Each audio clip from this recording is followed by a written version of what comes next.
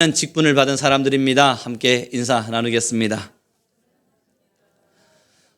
이 잠깐의 한 번의 인사가 저번 주의 설교를 기억하게 하는 시간이 되기를 바랍니다. 우리 저번 주 함께 화평케 하는 이 본문의 말씀을 나눠가면서 우리는 직분을 받은 자들입니다 라는 이야기를 나누었습니다. 그 직분이 바로 화평케 하는 직분이었습니다.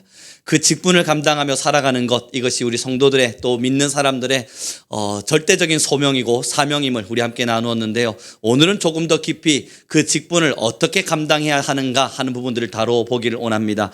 오늘 하나님께서 우리에게 주신 말씀 5장 9절 우리 다시 한 번 더 읽어가겠습니다. 함께 읽겠습니다. 시작.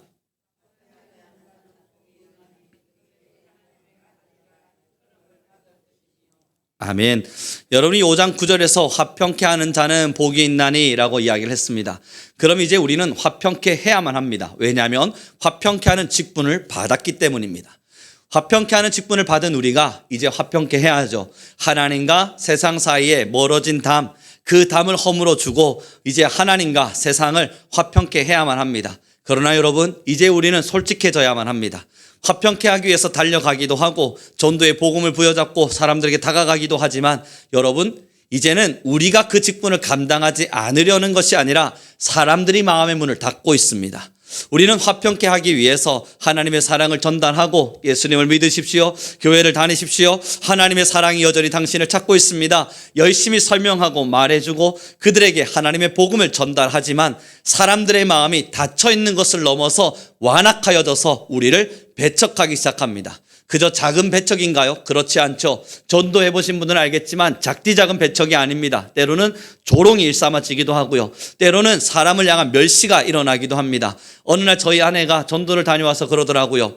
부모들의 모습을 아이들이 그대로 닮아가는 것만 같다. 그래서 무슨 이야기인가 했더니 어린아이들을 전도하기 위해서 전도지를 나누어 줬더니 어린아이들조차도 자신들을 바라보며 전도하는 우리를 바라보며 뭔가 벌레 지나가는 사람 쳐다보듯이 우리는 이런 거 안 받아요 하며 지나가더랍니다. 그리고 그 눈빛 속에 수근수근 거림이 그래도 나는 어른인데 저 어린아이들이 사람을 이렇게 멸하면서 그렇게 무시하는 듯한 눈빛으로 갈 수 있는가 하는 마음이 들더랍니다. 부모들이 그렇게 하기 때문입니다.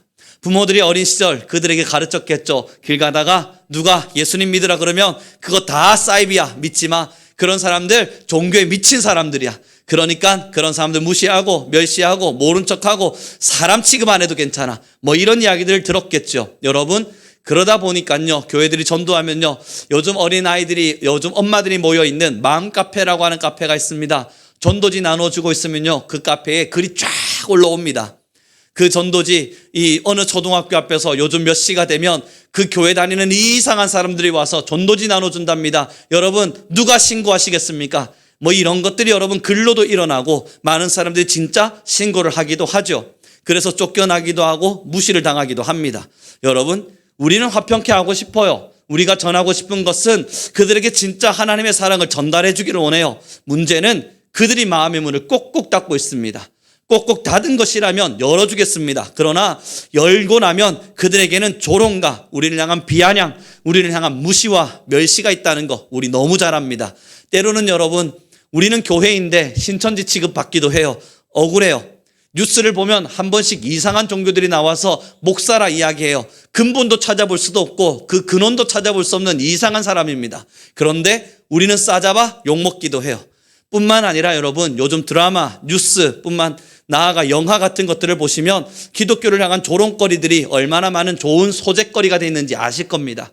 기독교를 조롱하는 것이 영화의 재미난 소재가 되었고 우리 예수님 믿는 사람들을 조롱하는 것이 드라마상에서의 소재거리가 되어져 있습니다. 여러분, 어떠세요? 이런 시대 나 예수님 믿습니다 말하기 생각보다 부담스럽지 않으십니까? 저 솔직하게 이야기해서요, 어디 가서 때로는 목사라 말하는 것이 부담스럽게 느껴질 때가 있습니다. 왜냐하면 나는 나쁜 목사 아닌 것 같은데 내가 목사라 하는 순간 그 사람들이 나쁜 목사처럼 쳐다볼까 봐요. 여러분, 저희 학교의 학생 한 명이 저한테 이야기한 적이 있어요. 지금 2년 정도 제가 알고 지냈는데요, 한 2년 반 알고 지낸 중에 요즘 들어서 저한테 목사님, 목사님이라고 부릅니다. 그전까지는 계속 교수님이었어요. 그래서 저는 2년 반의 시간 동안 이 친구가 그렇게 부르지 않다가 왜 이제서야 목사님이라고 부르는가 생각했더니 물어보았죠. 야, 이제 네가 나를 드디어 목사라고 불러주는구나. 고맙다. 왜 그러냐? 라고 이야기했더니 처음에는 여러분 목사님이라고 부르면 이상한 그 사람들, 자기가 가지고 있는 목사에 대한 굉장히 잘못된 편견과 제가 오버랩되더랍니다. 그래서 목사라고 부르는 순간 거부 반응이 일어나고 목사라고 부르려고 하면 이 사람에게 대한 이상한 미움, 증오, 때로는 부담스러움이 느껴지더래요. 그래서 2년 반의 시간 동안 열심히 교수님 부르다가 요즘 들어서 목사님 하고 카톡이 옵니다. 이 아이의 변화를 제가 보기도 해요. 요즘 학생들의 마음이 그렇습니다. 여러분은 어떠십니까? 나 예수님 믿는 사람입니다. 저는 예수님을 믿는 사람이에요. 라고 말하는 거 생각보다 굉장히 부담스러우시죠?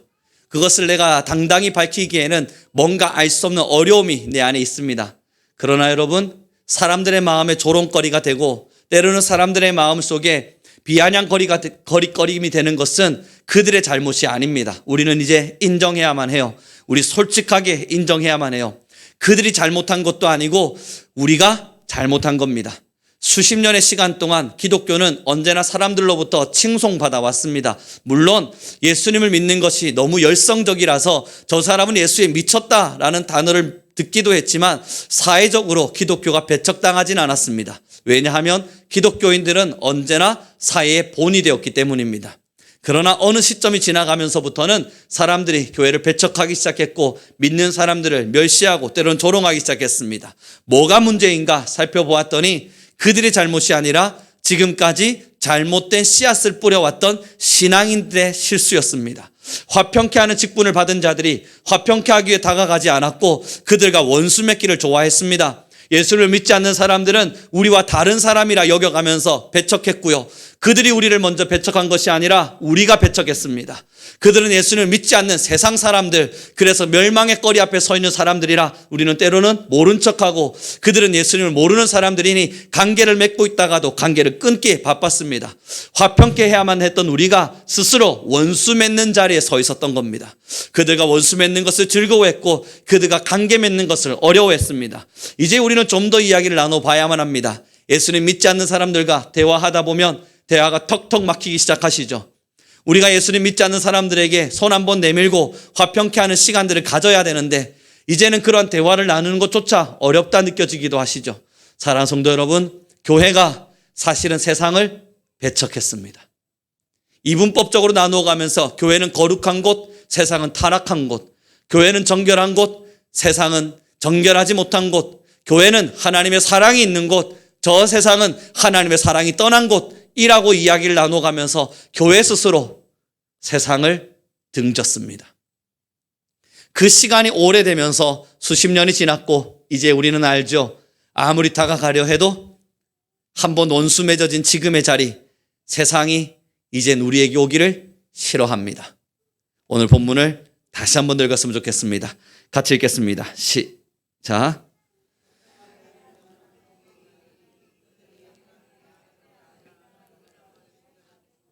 그러나 여러분 9절 말씀에요. 굉장한 비밀 하나가 숨겨져 있습니다. 자세히 들여다보시면요. 화평케 하는 자는 복이 있답니다. 어떤 복이 있는가 하고 뒤를 봤더니 하나님의 아들이라 일컬음을 받는답니다. 여러분 여기서 하나님의 아들이라 일컬음을 누구에게 받겠습니까? 지금 누가 여러분들을, 저를, 우리를 너는 하나님의 아들이다, 우리는 하나님의 아들이라 라고 일컬어 주겠습니까? 하나님이 아니에요. 하나님은 이미 우리가 구원받는 그때 너는 나의 자녀라 이야기를 했어요. 그런데 여러분 이 본문은 하나님의 아들이라 라고 이야기하잖아요. 이게 무슨 이야기입니까? 너는 나의 자녀라 일컬음 받을 것이라. 이거는 하나님이 우리에게 들려주시는 이야기입니다. 그러나 하나님의 자녀라 일컬음을 받을 것이라는 것은 누구에게 일컬음을 받냐면 사람들입니다. 세상 사람들이 화평케 하고 있는 많은 그리스도인들을 보면서 당신은 진짜 하나님의 아들이군요, 당신은 정말 하나님의 아들이군요, 나에게 하나님의 복음을 전해주고 하나님과 나 사이를 화평케 해주었으니 당신은 진짜 하나님의 아들이군요 라고 하는 세상 사람들로부터 화평케 하는 우리는 복을 받아 하나님의 아들이란 일컬음을 받을 것이라는 거예요. 사람들이 말입니다. 주변에 있는 수없는 사람들이 여러분을 보면서, 우리를 보면서 하나님의 아들이라 일컬어 줄 거라는 겁니다. 왜냐고요? 화평케 했거든요. 때로는 비아냥거림을 이기고 그와 하나님을 만나게 해주었거든요. 때로는 무시를 이기고 그와 하나님을 만나게 해주었고, 때로는 우리를 원수지듯 쳐다보는 사람들에게 다가가 사랑을 전함으로써 그들에게 하나님을 전달해 주었거든요. 그리고 그들이 하나님을 만나고 하나님과 합평되어진 이후에 말하는 거요, 당신은 하나님의 아들이었습니다. 당신은 내게 하나님께서 보내주신 하나님의 아들이었습니다. 당신이 있었기에 내가 하나님과 나 사이가 화평케 되었습니다. 사랑하는 성도 여러분, 많은 사람들의 비아냥은 기독교의 역사 속에 늘 있어 왔습니다. 문제는 우리가 만든 비아냥도 있었고, 사도 바울과 같이 세상이 우리를 무서워해서 비아냥거리는 순간들도 있었죠. 그러나 우리는 한 가지 확실한 걸 압니다. 예수님 말씀을 가지고 정말 복음을 전했던 많은 사람들은 모두가 다 칭송을 받았습니다. 하나님의 아들이라는 일컬음을 받았습니다. 그들이 때로는 조롱거리가 되고 멸시거리가 되어도 그들의 삶을 쳐다보니 너무나 아름다워서 하나님의 아들이라 말했습니다. 예전에 우리 사도행전에서 나눴죠. 이제서야 그리스도인이라 칭송을 받기 시작했다고요. 왜 그리스도인이란 이름을 받았냐고요. 여러분, 로마 시대는 계급계층이 있었습니다. 그 수없는 계급계층 속에서 그리스도인들이 나타나더니 저 하층민들, 천민들, 버려진 사람들, 그 사람들을 다 돌보하다가 자기 집에 데려와 먹을 것을 나누는 거예요. 공평하게 나누는 거예요. 말이 안 되는 이야기예요. 로마의 일반적인 상식에서는 도저히 일어날 수 없는 이야기예요. 왜냐고요? 저번에 말씀드렸습니다. 로마의 문화는요, 자신들이 먹을 수 있을 때까지 먹고 토할 때까지 먹고 토하다 못해 더 먹을 수 없어서 힘겨워서 난 이제 배 아파서 더 이상 못 먹어요 라고 말하는 게 그들의 권력이었습니다. 내 권력은 내가 얼마나 먹을 수 있는가를 드러내는 것이었는데 이 먹을 것을 나눠준다고요. 사랑하는 성도 여러분, 로마 시대 때는요, 개에게는 나눠줘도 사람에게는 안 나눠주었어요. 저 천민들, 하층민들은 개보다 못한 사람들이었다고요. 개한테는 내가 먹을 것을 나눠줄 수 있지만 저 천민들에게는 나눠줄 수 없어요. 그들은 버려진 사람들, 그들은 사람이 아니었기 때문이에요. 그리스도인들이 일어났습니다.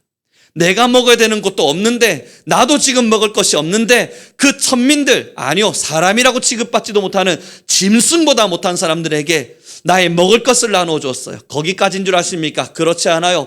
여러분, 로마 시대 때에는 무덤이 얼마나 중요한 역할을 차지했는지 모릅니다. 무덤은요, 나의 권력의 상징이었습니다. 죽으면 내가 장사 지낼 곳이 있다는 것이 얼마나 그들에겐 대단한 권력이었는지 몰라요. 예수님 믿는 사람들이 이상해요. 예수님을 믿더니 저 천민들을 위해서 자기가 묻혀야 될 무덤을 내어주기 시작해요. 이곳에 와서 묻히십시오. 내 무덤에 와서 묻히십시오. 사랑하는 성도 여러분, 왜 주변 사람들로부터 칭송받았냐고요. 예수님 믿는 사람들이 비아냥거림과 조롱거리 속에서도, 많은 탄압과 핍박 속에서도 저 예수에 미친 사람들이란 단어를 들으면서도 왜 주변 사람들이 그들을 칭송하였더라, 모든 백성들이 그들을 칭송하였더라 라는 단어가 나오냐고요. 모든 것을 포기했기 때문입니다. 예수란 이름 때문에, 그리스도란 이름 때문에 자신의 삶의 시간과 내가 가질 수 있는 무덤과 내가 먹을 수 있는 음식과 내가 가지고 있는 권력마저도 내려두고 그 사람들에게 직접 다가갔어요. 누구처럼요? 예수님처럼요.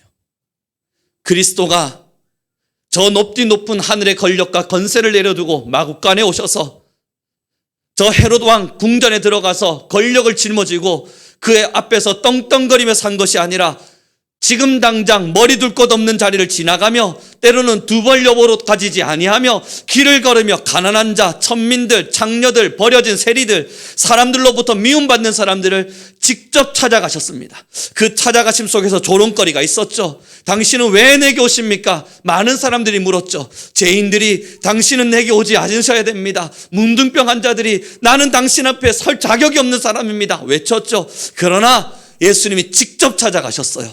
스스로 찾아가셨고 그들의 문을 열었고 그들이 스스로 도망칠지라도 그들을 끌어안았어요. 예수님처럼 그리스도인들이 살아주었습니다. 세상은 조롱했지만 세상은 그리스도인들을 칭송했습니다.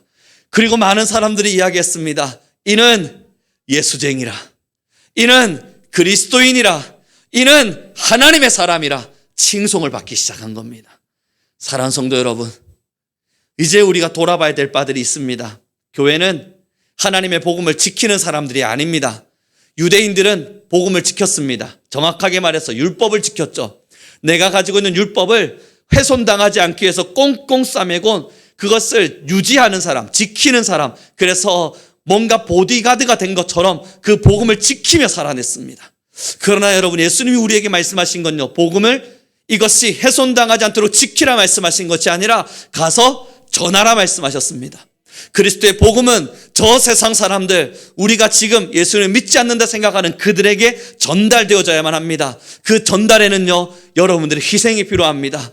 교회의 헌신이 필요합니다. 때로는 내려놓음이 필요합니다. 우리의 것이 아닌 그들의 것을 먼저 살필 수 있는 마음이 필요합니다. 그래야만 교회가 하나님의 아들이라는 칭송을 받게 될 것입니다. 사랑하는 성도 여러분, 우리가 아무리 교회에서 열심히 신앙생활을 했다 한들 세상 주변 사람들이 우리를 바라보며 당신에겐 예수님의 향기가 나타나지 않아, 당신은 하나님의 아들 같지가 않아, 너는 찬양하고 예배하고 기도한다고 말하지만 너의 삶을 쳐다보니 나는 그렇게 너가 예수님 믿는 사람처럼 느껴지지 않아 라고 이야기한다면 그것은 그들의 잘못이 아니라 우리의 잘못입니다. 그것은 그들의 영안이 어두워서 우리를 못 보는 것이 아니라 우리가 제대로 못 보여주고 있는 겁니다. 그들은 사탄에게 건세에 사로잡혀서 우리를 멸시하고 무시하는 것이 아니라 우리가 복음에 사로잡히지 못해서 그들에게 복음을 보여주지 못하고 있는 겁니다. 사랑하는 성도 여러분, 조선시대 순교자의 피가 흘렀지만 우리 기독교가 부흥했습니다. 신기하죠? 전 세계적으로 기독교는 언제나 탄압받아 왔는데 늘 부흥했습니다. 이상해요. 그 역사가 참 신기해요. 죽어라고 탄압했는데도 죽어라고 부흥해요. 이제 너희들은 사라져라 라고 불살랐는데도 거기서 또 부흥해요. 기독교는요, 지금 2000년의 수없는 역사 동안 언제나 부흥해 왔습니다. 그러나 여러분, 지금의 시대는 부흥하지 못하는 시대라 이야기합니다. 조선시대 순교자들은 끊임없이 피를 흘렸습니다. 정부가 일어서서 기독교인들을 탄압했죠. 흥성대원군 들어오는 서양배 다 불살라 질러버렸습니다.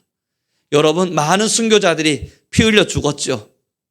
그리고 지금 한국을 보시죠. 수없는 교회들이 세워져 있었습니다. 순교자들은 죽었는데 수없는 선교사들은 언제나 죽음의 자리에서 그들은 꽃도 피우지 못한 채, 제대로 된 복음도 제대로 전하지 못한 채 그렇게 사라졌는데 어떻게 이렇게 아름다운 교회들이 지어졌냐고요. 칭송받았습니다. 죽음의 자리에서조차도 찾아다녔던 사랑이 있었습니다. 나병한 자, 고아와 가부들 외면치 않고 자신들의 먹을 것을 나누었던 사랑이 있었습니다. 그게 복음을 가진 교회였습니다. 사랑하는 성도 여러분, 화평케 하려면 사실 우리의 실천이 필요합니다. 하나님과 세상을 화평케 하기 위해선 우리의 말 한마디가 필요한 것이 아니라 우리의 행동이 필요한 거였습니다. 하나님은 당신을 사랑하십니다 라는 말 한마디보단 하나님의 사랑을 받은 자의 사랑의 실천 한 번이 필요했고, 많은 버려진 사람들과 고아와 가부들, 힘겨운 사람들에게 따뜻한 말 한마디를 내밀 줄 아는 그러한 눈빛이 필요했습니다. 때로는 세상 사람들과 동일하게 욕심내면서 나는 욕심내지 않습니다 라며 가면 쓰고 있는 사람이 아니라 정말 내 것을 내어줄 수 있는 그런 용기가 필요했습니다. 교회는 그 시간을 살아내지 못했습니다. 학생들이요, 교회에 대한 질문들을 많이 던질 때 가장 많이 던지는 질문이 그겁니다. 교회는 왜 이렇게 돈을 좋아합니까? 자기들이 언제 교회에 와봤다고 교회에 돈을 좋아한다고 이야기합니까? 그들이 가지고 있는 지식은 하나예요. 뉴스에서 보여준 몇 개의 소식. 정말 교회답게 지나가려고 노력하는 교회들을 바라보지 못한 채 돈 좋아하는 교회, 그렇게 뉴스에 나왔던 몇몇 교회들을 기억하고 있을 뿐이에요. 그런데 여러분, 무서운 일이 뭔 줄 아십니까? 그들은 예수님을 모르니까 그렇게 말할 수 있어요. 교회를 모르니까 그렇게 말할 수 있어요.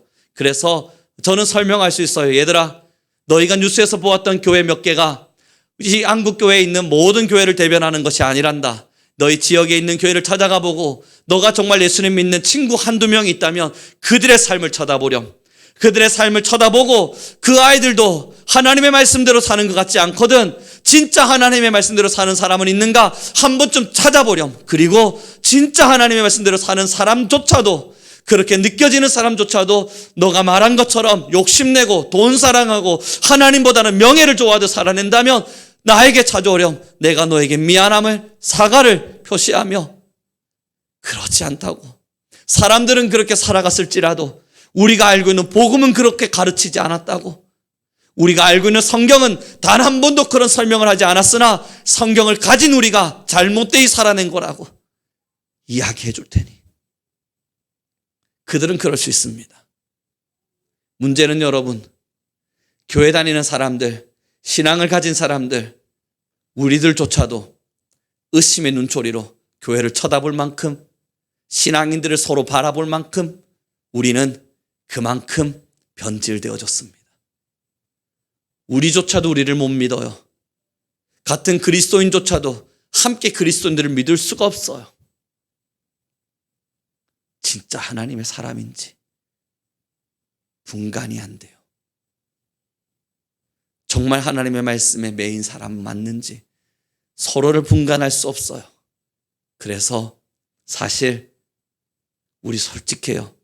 서로를 지나가고 서로의 신앙을 바라보며 때로는 의심 가득한 눈빛으로 세상의 많은 신앙인들을 바라볼 때 있잖아요. 우리 교회에서야 뭐 수십 년 서로 알고 지냈으니 그러지 않았다 칩시다. 지나가는 교회, 어느 교회 건사라 그러면 의심부터 하고 시작하잖아요. 네가 진짜 믿음을 가졌을 리가 없다. 사실 아닌가요? 어느 교회 장로라 그러면 어우 저 타락한 장로. 여러분 거기서부터 시작하지 않습니까? 정말 하나님의 사람일 거야. 그 믿음이 시작되는 것이 아니라 얼마나 한국교회가 변질되고 얼마나 한국교회가 퇴색되어졌고 우리 스스로가 우리를 믿지 못한다면 우리 공동체 안에서는 여러분 그저 이해해주고 받아들여주시는 서로를 향한 시간들이 있었기에 알지만 여러분 저 지나가는 어느 교회 장로님이 갑자기 오셔서 저 A교회 장로입니다. 여러분 어떠하시겠어요? 정말 신앙이 좋으시군요. 하나님의 사람답게 장로님이 되신 것을 축복합니다. 여러분 그 마음이십니까? 아니면 야 교회 안에서 얼마나 정치질을 잘했으면 그런 마음 드십니까? 이게 우리 한국교회 현주소입니다. 타 교회 신앙인, 다른 교회 직분자 믿을 수 없는 시대예요.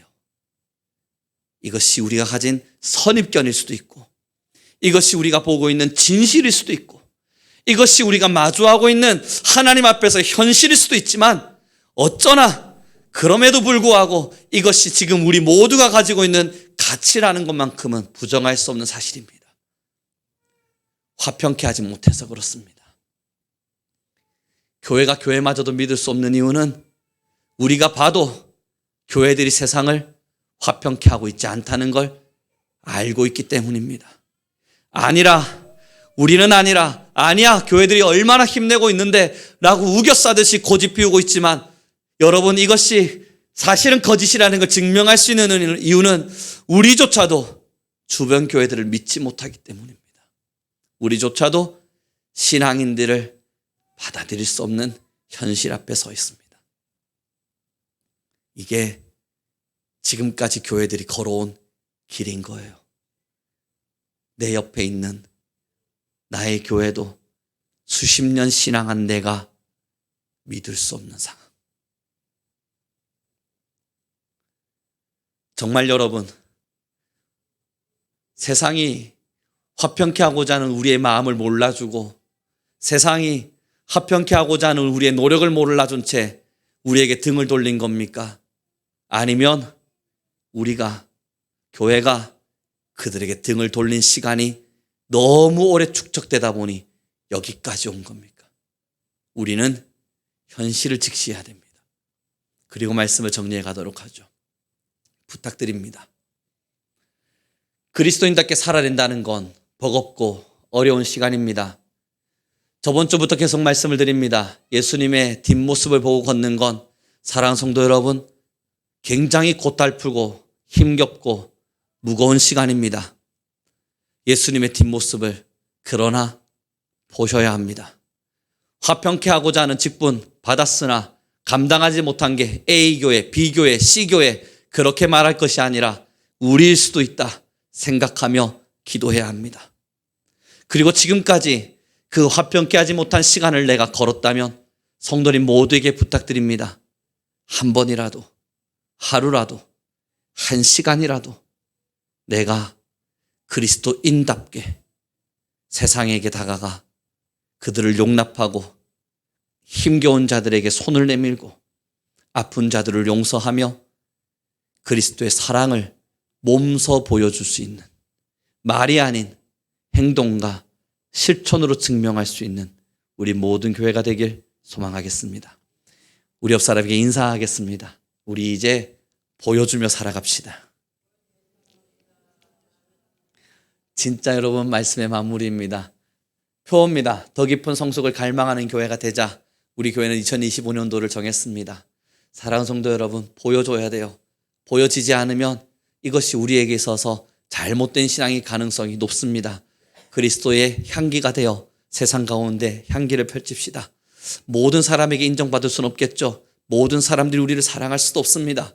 예수님을 사랑하지 않는 모든 민족들이, 이 지역의 모든 사람들이 우리 교회를 향하여 잘하고 있다 말하지 않습니다. 그러나 한두 사람은 있어야죠.